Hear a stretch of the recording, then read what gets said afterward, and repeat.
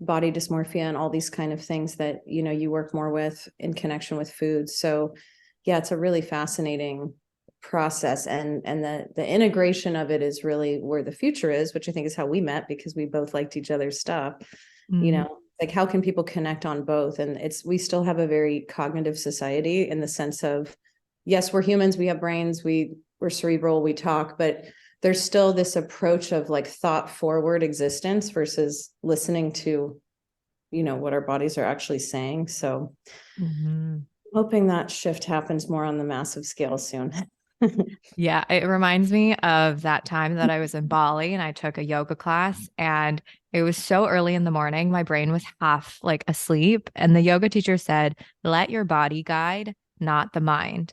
That Love was the that. first time I heard it. And I had to pause for a second because I was like trying to click through what he was saying. And he Yeah. finally explained it to me. Like the body is so simple, right? If you just let the body lead, give it the simple things that it needs, and it'll probably be fine.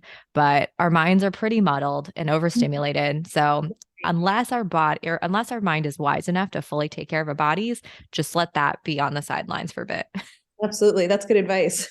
Bali's good like that.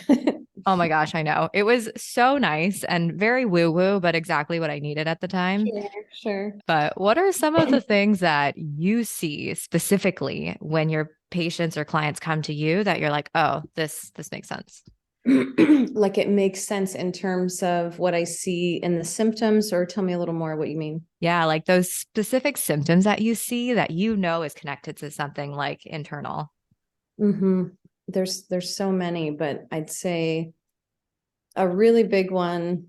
I mean, there's a couple that are pretty, I hate to say this, like standard, what we call somaticizations, where someone's going, oh yeah, I'm feeling that in my chest. And usually I guide this because a lot of people don't have the awareness to pause and go, okay, what is that? How do I describe it? And I can get to that later, but it's describing it, understanding the sensation.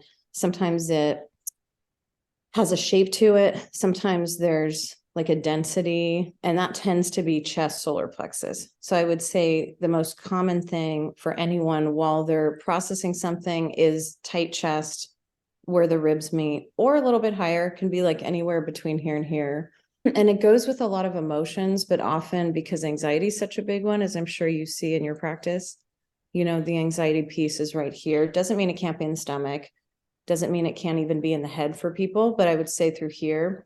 And the other one lately, the throat, and it's been really interesting to observe because I personally don't somaticize a lot in my throat. I'm more of like a solar plexus person when I get tense or whatever happens. But a lot of my clients are like, they'll instantly feel closing of the throat because their dynamic in their life is I can't express myself. I can't speak my voice, right? So they might be telling me a story about, what happened with a loved one or a family member and how they, there's these root deeper needs, right? Like, I'm not heard, I wasn't loved. I'm just generalizing for the sake of this.